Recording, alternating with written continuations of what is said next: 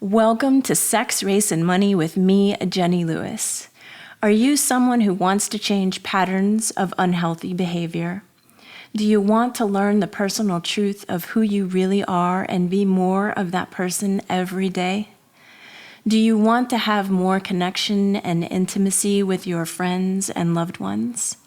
Are you ready to talk honestly and freely about what life is really like? Then this is the show for you, because it's dedicated to helping us cut through the bullshit and look at and love what is truly ourselves, our deeply complex, non-conforming, beautifully human selves. We'll hear from everyday people and top experts, and I look forward to sharing this journey with you. I'm a lawyer turned life coach helping real women heal around the topics of sex, race, and money. To stay connected to the show and never miss an episode, please subscribe and join our online community at Sex, Race, and Money with me, Jenny Lewis, or at the website, jennylewiscoaching.com. All right, everyone, we're here again with Dr. Sadeghi, Habib Sadeghi, and we have a couple of special guests with us as well. We have Jeni Zanotelli, and we have Dr. Debra Wickman. It's going to be a really special podcast for us today. We're going to learn a lot and share a lot as usual. Dr. Sadeghi, as you all know from the first podcast, is a doctor who combines East and Western medicine. He has a deep knowledge of healing, both in the spiritual and physical realms. Jeni Zanotelli is a patient of his and a good friend of mine here too. She is a deep spiritual healer with knowledge in many realms as well. A pretty magical woman, which you will soon find out. Debra Wickman, I'm going to let Dr. S introduce. It's thank you for that introduction. It's really a privilege to be here and for our intentional healing community. And so I want to tell you a little bit about how I've had the privilege of connecting with Dr. Wickman. As someone who's been interested in this connection of mind and body, about a decade ago, I came into an idea and a thought while studying why is it that there is a gender predilection when it comes to autoimmune diseases, right? 10 to 1. Diseases such as lupus, Hashimoto's thyroiditis, rheumatoid arthritis, autoimmune hepatitis, on and on and on. For every 10 women, only one man will get these diseases. So with that in mind, I started studying psychoanalysis. And one of the theories in psychoanalysis, based on Freudian psychoanalysis and Melanie Klein, is that there is a low-grade, free-floating anxiety in women. And it has a lot to do with not being able to visualize their genital organs, you see. When you're a man, things are a lot more externally oriented and visible. But for women, and especially as a little girl growing up, it would be very difficult to have the abstraction of, I have everything and perhaps even more sophisticated, but it's in a negative space, right? And it's life-giving and so forth. So with that in mind, I was looking for a gynecologist that would be willing to take women into the huge galaxy of internal organ, because as a family doctor, I was trained in doing pelvic exams and pap smears and so forth, but it was almost always the woman, you're sitting on the right opposite side of the woman on the other end, and there is such a sense of disconnect, right? That, and it was so impersonal, right? So what she does is revolutionary, and that's why it's really my privilege, not only as a colleague, but just as a human being. Her innovation and what she has contributed to this field, and how healing and the results that she's getting. That was really for the main reason of us coming together. So having said that, I wonder, Dr. Wickman, if you could just share in terms of how you approach your pelvic exams. Sure. Well, I've been a gynecologist for 25 years.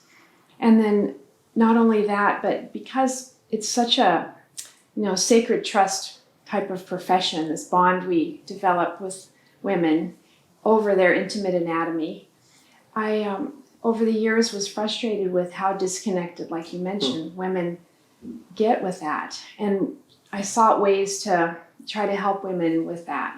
Became a sexuality counselor, did a fellowship in female sexual medicine. And so through all of those experiences, plus my clinical patients, have come with this idea for bringing something that women often dread, the pelvic exam, the pap smear, women don't look forward to that in general.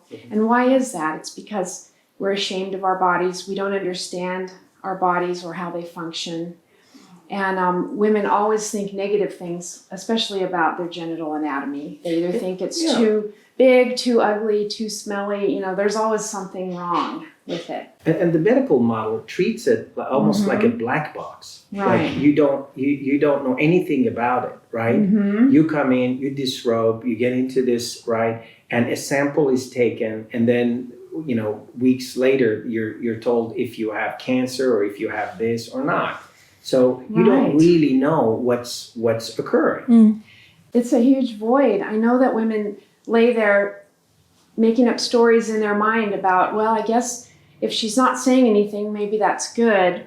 But if nobody's telling them what they're seeing, they don't understand, and they don't, and they usually think the worst. They think, well, maybe she's not telling me that I have cancer or, something horrible.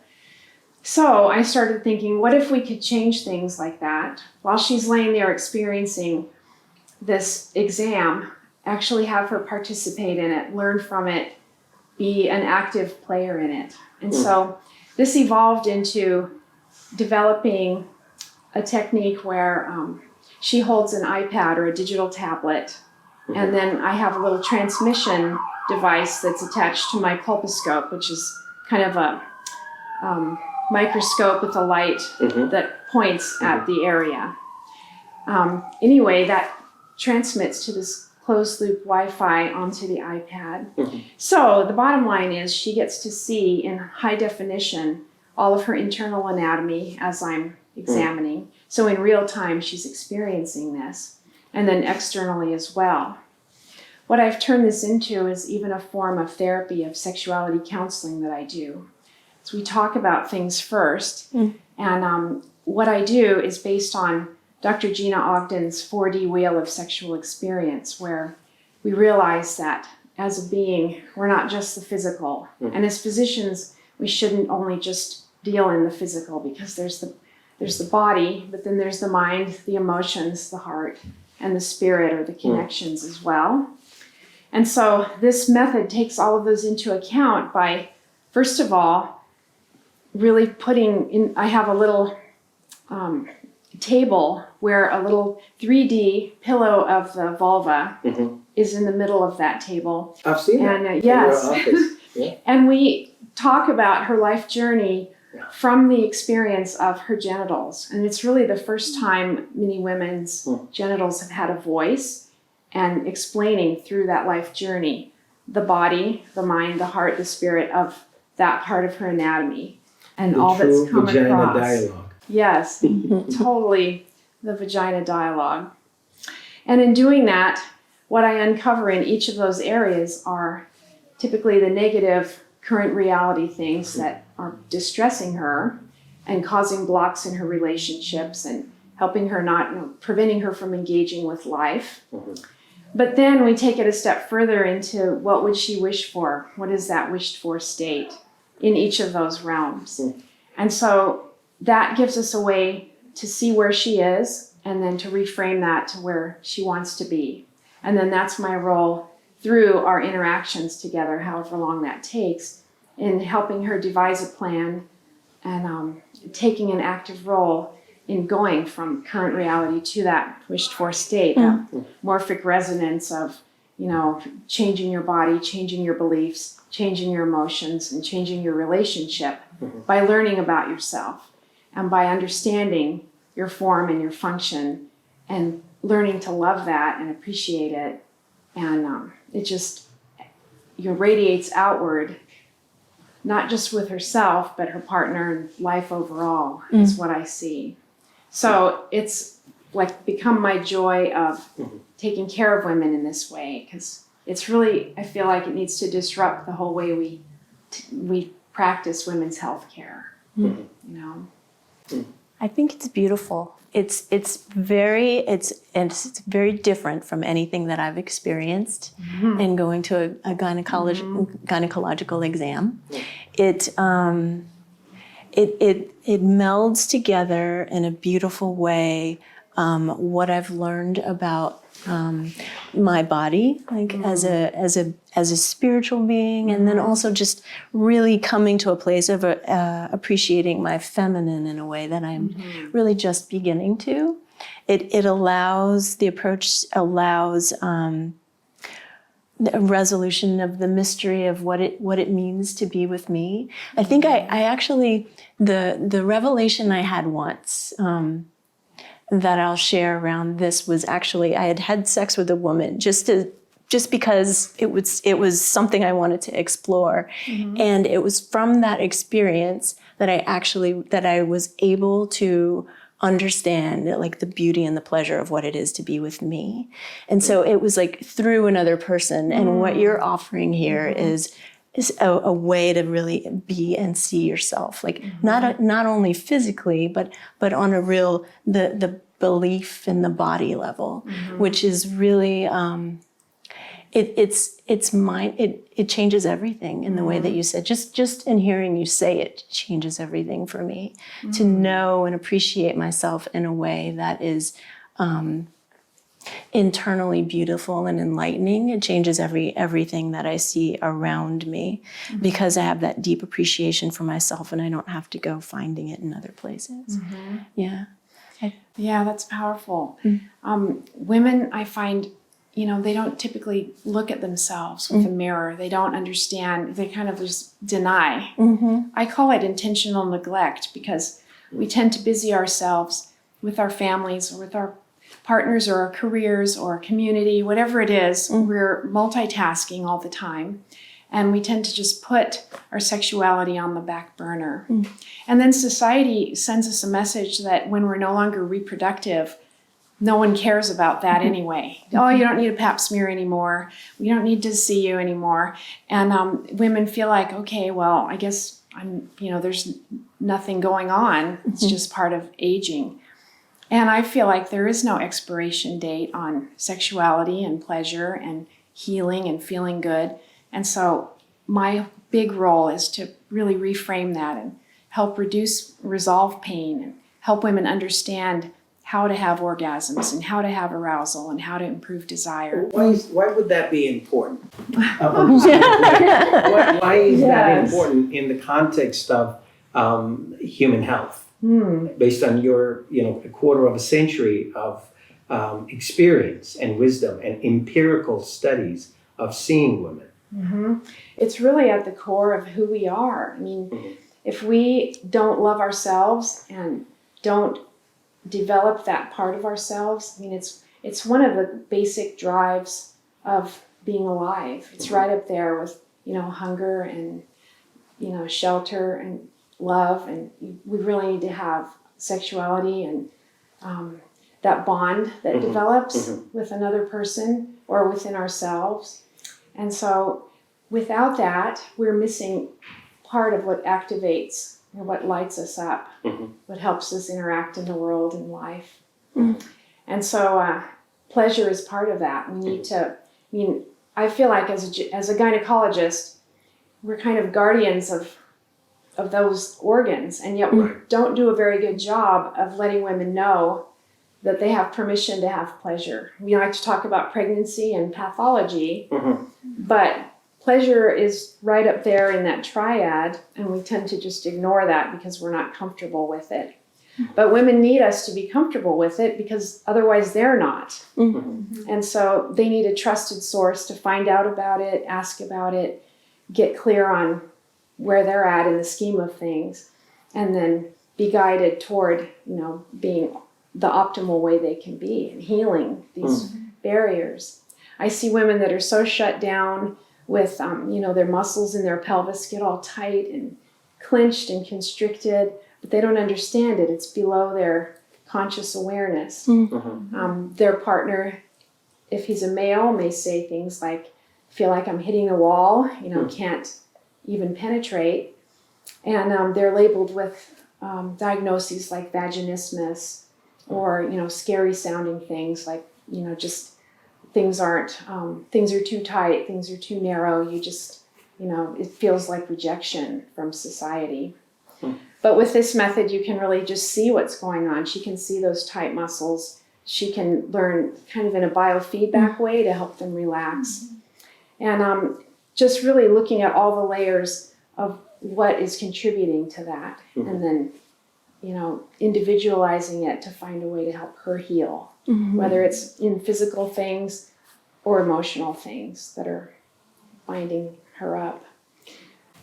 I know that you've done some studies in terms of one of the age-old wisdoms of using jade eggs in terms of rehabilitation of pelvic floor. And I wonder if you could speak more to that in terms of your empirical observations.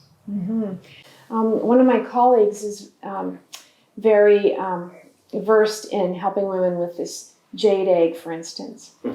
And I was interested in it as, for instance, a tool of connection. You can use almost anything as that tool of connection. Pelvic floor, trainers, dildos, whatever your special object is that you're attracted to, a crystal dildo. I mean, women choose all different types of implements like that, and jade egg being one. And I was curious about, because there was quite a bit of polarizing media about it. Some doctors saying that it would cause toxic shock syndrome and you shouldn't put rocks in your vagina. And then proponents of it saying, no, it's helping with centering and grounding and that kind of thing, energy. And so I decided it would be good to find out what is the truth. And so we did some studies, some swabs of women who use jade eggs regularly compared with controls, women who don't, just to try to delineate the microbiome and find out, is there something harmful with it? These studies are still underway, but preliminary data, we've seen some very interesting results in that, and this is without any kind of external hormones or medicine. It's just simply, doing a intentional, deliberate practice with something like this jade egg, little egg-shaped piece of jade. And we found statistically there was a highly significant improvements in vaginal lubrication, decreased dryness, decreased pain. Subjectively, women felt more connected to their bodies. They felt more connected to their partners just from doing an intentional daily practice with this. Which would include what? Intentional daily practice is? It can vary. There's various exercises they can use it for, but typically it involves inserting it slowly and intentionally into the vagina. There's a lot of practices that take place before they do that too. But anyway, it ends up with them inserting it and then in various ways can develop the pelvic floor muscles with, practicing resistance against it or relaxing, modulating with it. And then while they're doing that, they can do mental visualizations and, going through a practice of affirmations or positive beliefs, whatever they have tailored it to. It feels like this is a way of waking up the woman's internal healing abilities in a way that she may not have been aware that she had until you allow her to see it and feel it and tune into it, both in a physical and also in a practice kind of way. One good point on that is that without an object inside there, women can't often detect like the strength of their pelvic floor. It helps if you have something to grasp around, you know, whether it's your partner's penis, if you have a male partner, that's a good object to practice on. But intentionally and daily, just within yourself, if you're practicing it around something like a jade egg to focus on, you can really feel that resistance better. You can even move the egg up and down a bit inside the vagina and feel that power of, you know, being able to move it and lower it and, you know, control it a bit as you get more in tune with what your muscles and tissues can do there. Yeah. The other thing is women often aren't connected with what those aroused, you know, engorged tissues feel like. Yeah. And when you have, again, something that is providing some resistance and getting your attention, you begin to understand, you know, as if blood flow is improving in that area, now that tells you what those sensations feel like and what arousal feels like and engorgement feels like. Yeah. So it's a really good tool to tap in and focus on that. So really it's about the desired outcome with using this as a focus object, and much more so than it providing, you know, a magical experience. Yeah. But And then just to take it a little further, like the engorgement that we talked in the first episode about sexuality as a healing process, but yes, and we can break it down just a bit further. We can, you know, once those muscles begin to move and wake up, what happens next? well, when those muscles begin to move and wake up, and she realizes she can modulate with strengthening them as well as relaxing them, because some people think it's all about just Kegel type contractions. Right. And that's only the half of it. Women need to also learn the relaxing, melting open, receiving, surrendering part. And so that's that half women have a lot of struggle with, because we don't hear about that. Yeah.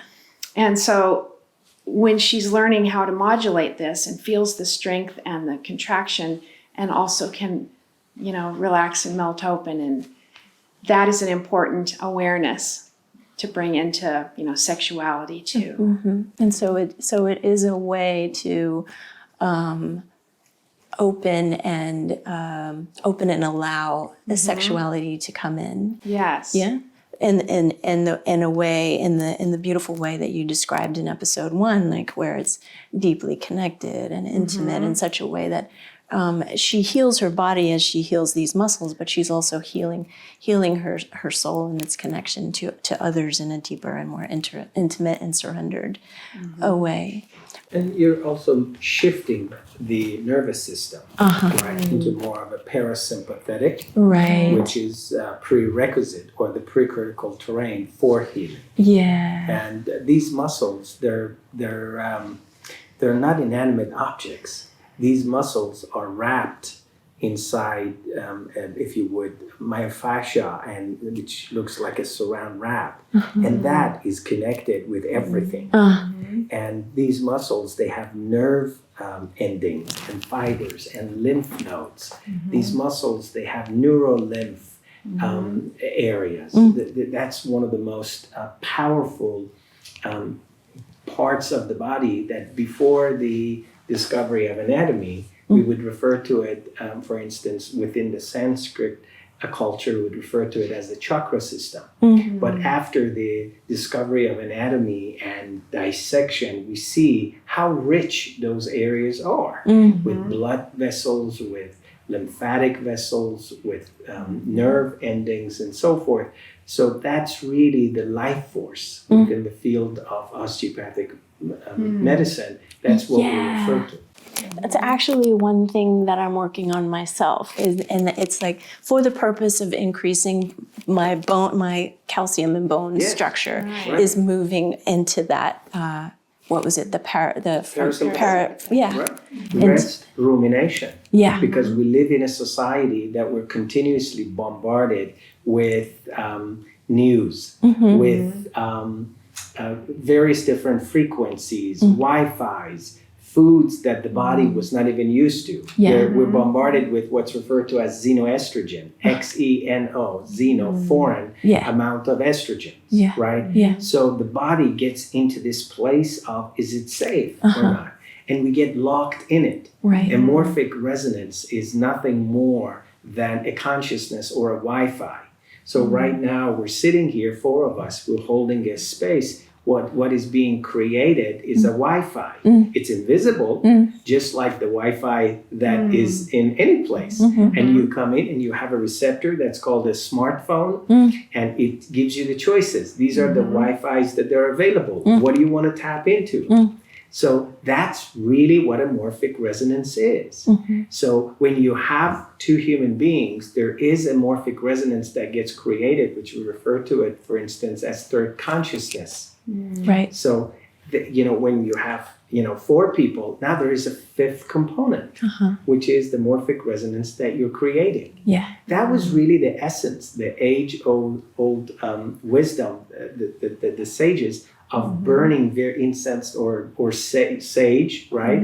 When you burn sage as a plant has highest level of corticosteroids, right? In medicine, when we get stuck into when we get to this cul-de-sac of not really knowing what to do, what do? We give steroids because it works and it moves things forward. Sage has one of the highest level of steroids, so when you burn it, Native Americans, they knew about this. That's why they did sage. It breaks up the morphic resonance. They refer to it as a clearing. You see? That's why when the temple or that place that was sacred, they would do the clearing. They break, they open up, they create a spaciousness, and then they would come into it to have a communication or dialogue. I see. Yes. Yeah. So just to bring that into I'm just putting it together. So I know one of the things I'm doing now is I talked about changing the nervous system so that I'm more open and surrendered. We're talking about muscles and the pussy and the vagina to open those. Then there's the tapping into the there's all this information coming in from the external world as well, a lot of which I've already begun to change, like my hair and my makeup are all had to change and everything. But is there something to that, and now my body probably feels, my guess is, safer, less having less armored. You're more pliable. There. Yes. So if you want to, bone, right? What is bone? Bone is when you look at a person and they have, let's say, osteopenia or osteoporosis, thinning of the bone, or what occurs is bone is tied into level of integrity. Yeah. Right? Yeah. So when, let's say, that may or may not be true for you, but for instance, generally speaking, when you look at a person that they're continuously being attacked or their integrity is being questioned. So the way that the body works with that is they start losing calcium. You see, they will piss out their calcium. Right. Now, this is the way that we've been relating to the feminine in our society. Yeah. Because if you're not youthful, if you're not fertile, if you're not producing, you are disposable. So then towards the end of their age, 50-year-old women, it's very common for them to be stepping over a curb and they get a hip fracture. Right. Because they have osteoporosis or osteopenia. So the conversation, right, you have 3 daughters. What you've started, the intent, is to really create a new line of energy for your daughters to walk into. So when they go in and they have a medical exam, but it becomes a psycho-spiritual and uplifting experience, rather than being dissected and pathologized and looked at, is it good, is it bad, are you gonna die, are you not gonna die? See, the conversation is, could we step forward as a society and actually focus on health, healing, and consciousness and how they're all related with each other. An honoring of the soul. Absolutely. At the deepest level. Yeah. And I feel like it's like integrity is one that's up for me, and Jeni can probably speak to her own experience with this too. You know, as we are women who are creating a lot of new things and really having to find deep integrity in ourselves, you know, as we move forward. And it feels like life is bringing to me in many ways places where I'm going to have to stand up for myself and talk, you know, in the deepest of tensions, right? Filling in. Your bone is filling in. Yeah, it's wanting to fill in. Right. That's exactly right. Right. And so I think that it's amazing that's why I knew that it was something my soul needed, you know. But because that's more exciting, isn't it? Yeah. Instead of saying, see this pill, it's called this. Well, you're gonna be taking it for the rest of your life. Yeah.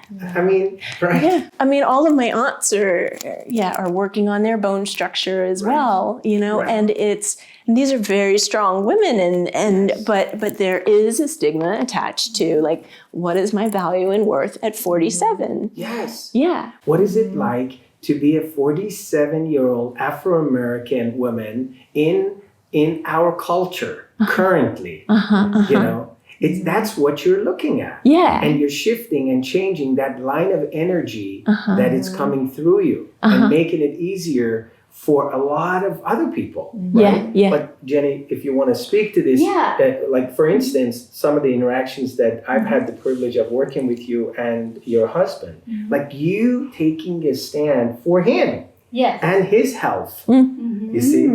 I mean, that's really a true partnership. Talk about intimacy. Yeah. Right? Is that... Yeah, that's one of the things that comes up for me as we're talking all about intimacy is... like that's something that's been a really big passion of mine is my own sexual health. And I love that, you know, when I grew up, you never went to your doctor, your gynecologist for sexual health. It was always for the pap smears and for that. And so I can only imagine the amount of power and confidence that's actually shifting the mind-body connection to be able to see your own insides. You know, I've never seen myself climax. I don't know what I've seen like another woman climax, but I don't know what my body looks like. I don't know like what muscles actually contract when my body has a climax. And so for me to be able to like actually see that, like I can only imagine the psyche and the physiological connection in my own body. I mean, I've seen my babies be born and I've seen my own vagina, like, but I've never actually seen inside.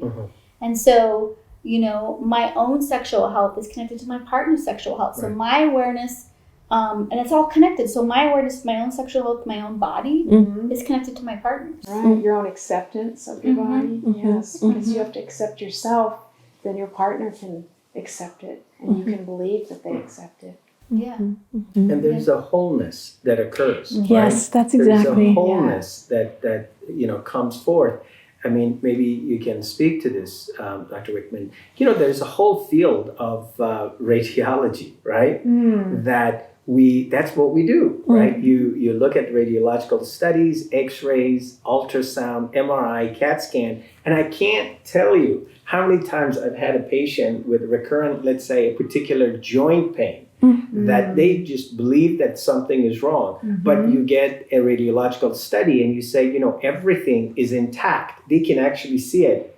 Poof, the pain disappears. Right. The pain disappears. So I think there's beauty in the revolutionary methodology that you're offering, right? Which is not really technology invested. It's not very financially, right? I mean, in terms of the equipment that you need no, to be it able... doesn't cost much at all. It's typically equipment we already have as part of performing care. Right. Yeah, I find that it's part of the beliefs that we start to make up in our mind as far as gynecologic pain. Yeah. Because women are disconnected, we can't name usually where it's hurting. It's just in this general, it's in my vagina. But when a woman tells me she has pain in her vagina, I never know where that's really going to be because she's usually referring to it vaguely. And so with something like this, where she can actually see and direct me to that area, then she sees, oh, there's that little fissure that happened, you know, during, you know, rough sex or whatever, or she's menopausal and now it's starting to be dry and thin and fragile, and there's a little crack in the, you know, so she sees exactly where it's located. Once you see that and connect with it, you know how to heal it then. You can send that healing energy to it. You know exactly where to maybe apply cream if that's indicated. So I feel like it's a whole healing process of filling in all those gaps that our brain doesn't process well because it's mystery. And what a powerful opportunity, especially, I would imagine, and please speak to it, if you've had an experience where you've had a patient that they've had a traumatic experience, right? It could have been violence. It could have been maybe perhaps they had recurrent herpetic infections and so forth, where they can actually visualize their internal organ and they see the wholeness. I had a case exactly like this where it was a woman in her 50s who had never been able to have an orgasm. And it's really bothered her that her whole life had gone by so far without anybody being able to explain why.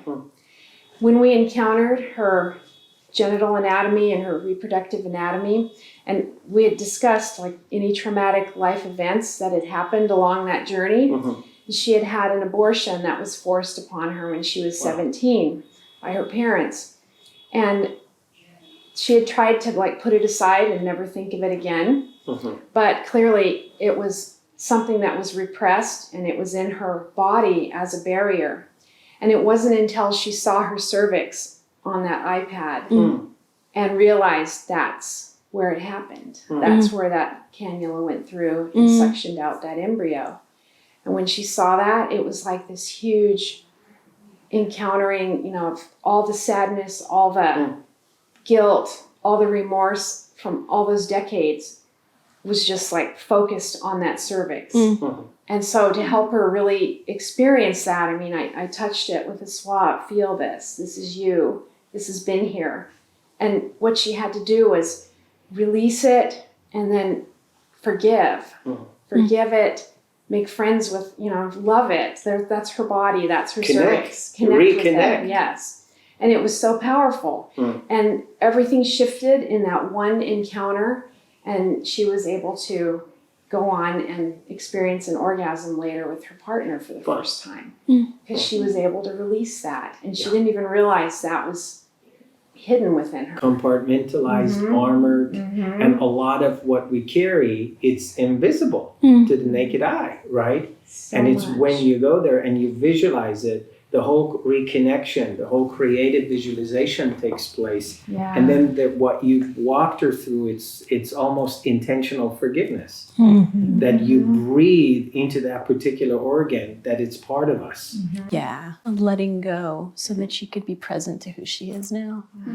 Yeah, it's so important. And I can't imagine how it would be, you know, I'm thinking of the way that I used to do gynecological exams. And it feels to me like there would be a gap, you know, between me and, you know, between me being there on the table and the me and my soul, you know. Right.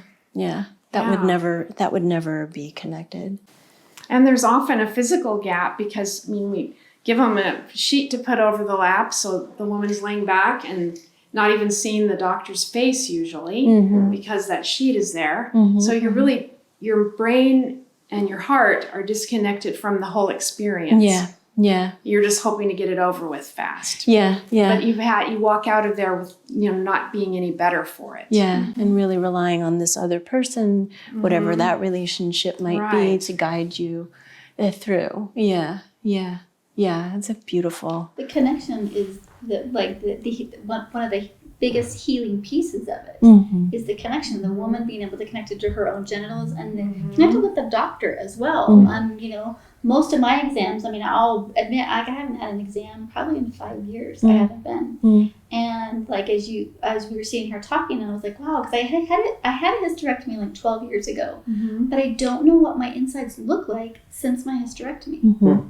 Right, and that would be fascinating. Women are fascinated with seeing that seam at the top of the vagina and understanding you know, the vaginal cuff and where the cervix used to be. Yeah. And then working their way down to see all the different zones in the vagina, the, you know, Skene's glands, the ejaculatory little ostia that the women squirt from. I don't know. I think I know where that's at, but I haven't seen Right. it on a big screen. I mean, I know that happens, and Mm-hmm. I've seen myself the experts of that, but I've never actually seen. Okay, point out this is the actual gland. So when it's happening, that like it's something that I've made some visual connection to that part of my body. Right. Yeah. Another feature of it that's really helpful to women is they can even do little screenshots of particular things they like Okay. to either look at later or bring home and show their partner. Or I've meditate had- on. Or meditate on, Meditate yes. Or do other visualizations because they have Yeah. an actual picture of their own inside. Their own anatomy. Or they can even bring their partner in for this exam so their partner can participate and see and hear and understand everything too. A deep appreciation for something that was previously unknown and would be missed. I like that. I'm going to turn this a little bit because we had talked about STIs, and that was one thing that that Dr. S and I had talked about earlier. And so I really wanted to hear, given that I have too HPV and genital herpes, I wanted to get to have your view of what it means sexually, like from the perspective of this this emotional connection to the body, mind, and spirit. Yeah. Well, women develop such shame around, particularly those two, because they're, you know, viral infections that we carry for years, you know. We never know when they're going to manifest or show up. And there's so much shame involved with society, Right. you know, with like, oh, that was bad that you got that. And now you have to tell everybody that you're going to have sex with because, you know, it's like you have this scarlet letter on you. That's it. And you have to share it, you know. Yeah. And so women feel so inhibited about that and remorse and shame and shut down around it. Right. And in doing that, they blow it up in their mind way worse than it is. I see that all the time. Women are asking, you know, what does it look like in my HPV? Or, you know, they're often surprised when they find, you know, you can't even see it, you know. And then the body can make it dormant. The body can suppress it. The body can clear it.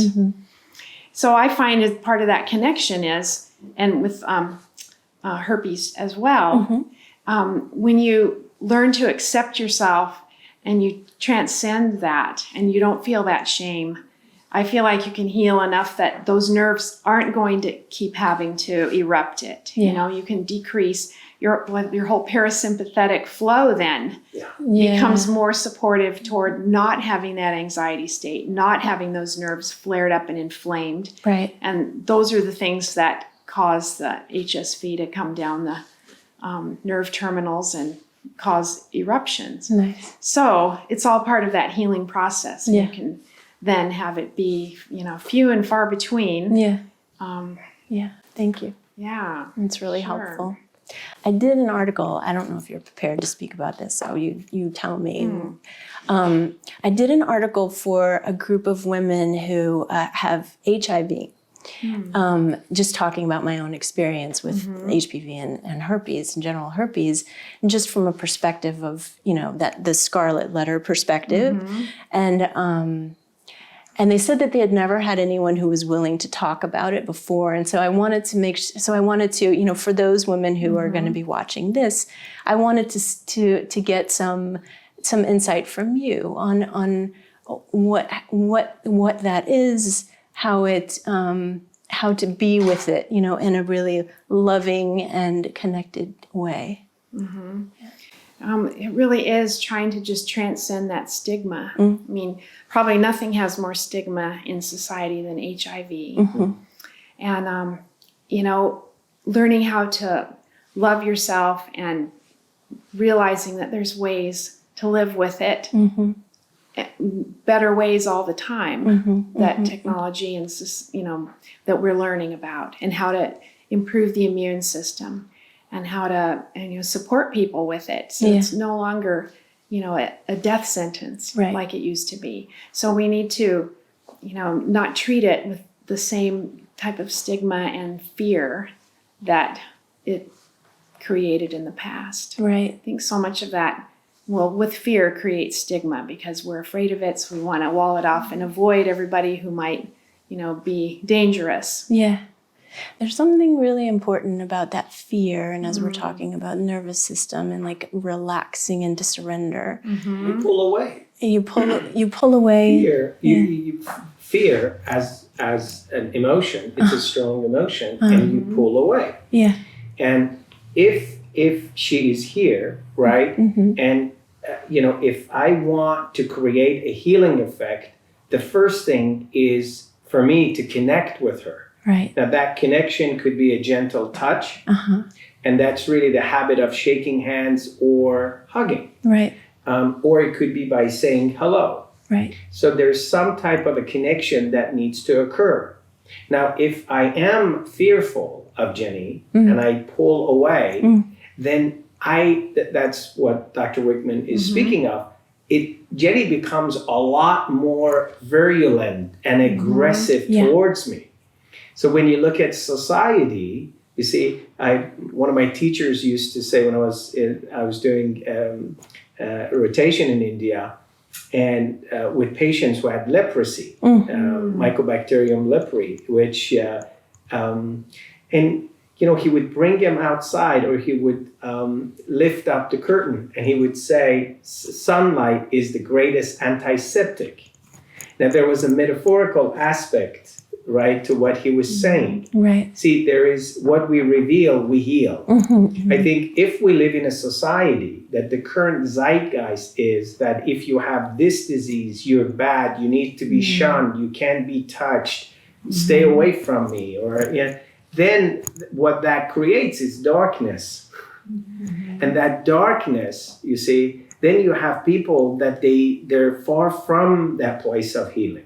So the first place is very eloquently what you both said, which is we are souls having a human experience. With the medical model is exactly the opposite. It's like you're a human being and you may have soul or not. We can't see it, we can't stain it, we can't do a radiological study. Well, you may or you may not. But that's it. That's a bottom-up theory that is very dissected, right? Because you keep cutting down a human being to different parts, different organs, different cells. You look at it under a microscope, but you're missing the whole aspect of what a human being is. Right. You're far more than a medical diagnosis. So when you can have a nestedness such as something which is nested, right? A nestedness, like literally like a nest, right? Yes. It's like, I love this. It reminds me, it says there are 3 eggs, and it says self-love, self-acceptance, and self-forgiveness. I've written a whole book just on these principles, right? So these eggs are nested, right? So a pathology, whether it's a flu or a joint pain or or HIV or human herpes virus or cancer, it could be contextualized and nested in a way of being, in a consciousness that consciousness by itself will create a morphic resonance that creates spontaneous remission. When the cancer evaporates. And we don't even know what happened. We give it a name, a spontaneous remission, but it was a person that did not fear the cancer. They understood that this is just a guest in their guest house. Right, Rumi. And they connected it, right? As Rumi so eloquently verbalized, and you connect with it and you realize that, wow, this has been sent here from beyond, and it has a particular message. What is the message? Then you get a human being that says, you know what, I don't really want to be an attorney. And they give that up and they start a new life, right? Right. and they realize that they want to contribute to this incredible experience that we're all part of called life. Yeah. You see, that's why for me, I think having had some challenges, including cancer, it was a wake-up call. I realized that I didn't want to become a neuro-ophthalmologist, that I was literally an asshole. And it really helped me to revamp my entire life and to start a new journey. Most people, their secret prayer is to get herpes or HIV or cancer. And I say that intentionally because they're dead and they're walking dead in their lives. Yeah. And they're walking around, but there is no ounce of joie de vivre or juice or vigor or craving of being alive. That's what this conversation is about. True. Moving into the joie de vivre. Like, somebody told me here just before we came, they're like, oh, Jeni, I'm not surprised that's happening to you because you love some intensity. And so it's like, and then I thought, I was like, really? And I was like, oh, she's so right. It really brings me alive. It like keeps me on my toes. I have to learn some new things. I have to find my integrity to get my bone mass back, and it's from there that I find out who Jeni really is. Right. Like that in a way that I would have never seen before. Absolutely right. You look at the pathology of, you look at where, the greatest reservoir that you keep, that which is a currency physiologically, which is calcium, right? Most enzymes in the body, they need calcium to be activated and so forth. Calcium is precious. That's why you keep it inside the bone. The blood is really irrelevant. When you do a simple blood test, that's already half a year to a year dated. The bone is where the party is. The calcium is the thing. Now look at what happens when you have a society that keeps continuing an individual. They keep acidifying their blood because they're angry, they're hurt, they're being attacked, they're unhappy. Well, in order to neutralize the acidity, what do? You mobilize calcium from inside the bone into the blood, right? That's how you can neutralize it. But now what do? Well, the blood needs to be filtered, and it gets filtered through the kidneys. Right. So now you literally are urinating out your calcium, and you're creating nephrolithiasis or kidney stones. Right. And then later on in the late fourth decades of life or fifth decades of life, now you have the reservoir, the bone is thinned out. See, that this is not about, that there is a shortage of Fosamax or this or that medication. Right. This is about how can consciousness be shifted and changed so that the phenotypic expression, so that your bone can shift and change. Right. So now you can see the beauty of your own biography of how something occurred and it created a pause, and you could create value for who you are as a human being, which is far more important than the labels that anyone gives you. Yeah. That's a soulful way of being. It's true. There's a freedom in that beyond anything, because then I find myself in any situation. I am not prisoner to whatever comes my way. There's an openness and a surrender. And a true emancipation. Yeah. Yes. Where, and I tell patients, listen, I've had the privilege of caring for people that they have stage 3, stage 4 cancer, but they have cancer. Cancer doesn't have them. Yeah. There is a way of being that a human being can have, you name it. I mean, we make up pathologies and we give them a fancy name, right? Restless leg syndrome. I mean, what do we want to name it, right? The top 7 marketing companies in the world, God bless them, the big pharma, right? And we need that. Listen, I have a prescription pad. I'm a family doctor. I'm not throwing the baby out with water. What I'm saying is, can we bring common sense back into what it means to be a human being? Yeah. Because the way that you relate to anything, including a pathology, whether it's a flu or headache or herpes or HIV or HPV, you name it, right? the way that you relate to it is far more important than that pathology. Yeah, exactly. And that predetermines the outcome. Yeah. Beautifully said. That predetermines the outcome. Yeah. Yeah. Yeah. Profound. Mm-hmm.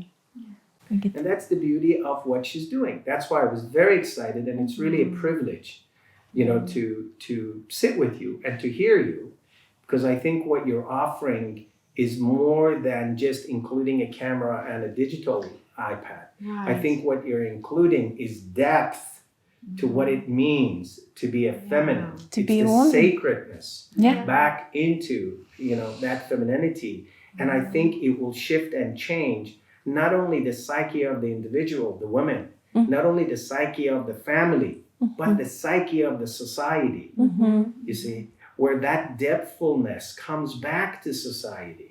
That humanity comes back Yes. into how we care for health. Yeah. Realizing that. Yeah. It feels like there's this collective ideology of like who's good and who's not. And like one by one, people are finding their own way out of that and creating this new thing. And you are a powerful part of that experience, creating this new and connected and soul surrendered. Well, when I see how empowered it helps women be, that's what lights me up. When you take a woman who previously thought herself dysfunctional and now help her see she's whole and healed and powerful, Yeah. that is exciting to be a part of. Yeah. And it goes beyond just that one. That's an experience that carries a lifetime. And it's not easy, Jenny. Yeah. It's not easy to stand there and to say this works and this is how I'm going to do it, because we come from a society, a medical society, that we have our own language. We have medical jargon Yeah. because we like that separation, right? We have acronyms after our names. We have the long white coats. So for her to stand up in front of her colleagues and to introduce a new way of doing things, Yeah. that takes a lot of courage. Because when you look at society, when you look at people, okay, a lot of people, they've come before us, such as Ignaz Semmelweis, right? Ignaz Semmelweis, all he said was, wait a minute, I'm going from cutting out dead people, right, from the anatomy lab to delivering babies. Could it be that me not washing my hands has something to do with the high rate of mortality and morbidity of women and kids and their babies? You know what happened to him? He lost his license. He was ostracized. He was placed in psychiatric asylum. He was either killed or he killed himself. But right now, if you go to Austria, the largest university, it has the most giant, larger than life-size statue Of him. Semmelweis. So what she's doing, it's revolutionary in terms of being a trailblazer and creating a new way of doing things that will affect not only the body, not only the mind and spirit, but the psychology of the culture Yeah. that we're all swimming in, like fish in a sea. It's beautiful. Thank God. Yeah. Thank God. Women like you. Yeah. Wow. Well, it lights me up. I have a passion for it, and I feel like, it's a huge soul mission to just develop this and bring it out in the world. So I love talking about it. Thank you. You always have a place here. Thank you. Yeah, it's been a pleasure. Yeah, I feel like we've covered a lot today.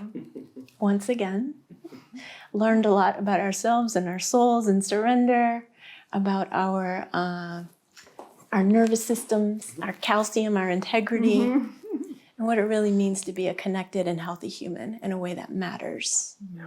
Yeah, in a way that's healing. And thank you for doing what you're doing and really getting the message out and being such a trailblazer, both of you, supporting each other and creating that interconnectedness and the terrain that all of this can be conducive enough and people can hear it. Yeah. And ask for it. Ask for this way of doing things. Yeah. Listen, people go to a particular cafe to get their, latte certain way, right? This is an important part of the body. Yeah. They can, it's like capitalism at its best, supply and demand. If there is a demand, then before you know it, she will be asked, within the American College of Obstetrics and Gynecology to present and to give continuing medical education. That's and it. really that's the intention and the prayer that we send forward, the blessings of that. That is. So many can have and feel themselves and know themselves in that way. The beginning. All right. Thank you, everyone. That's it for today.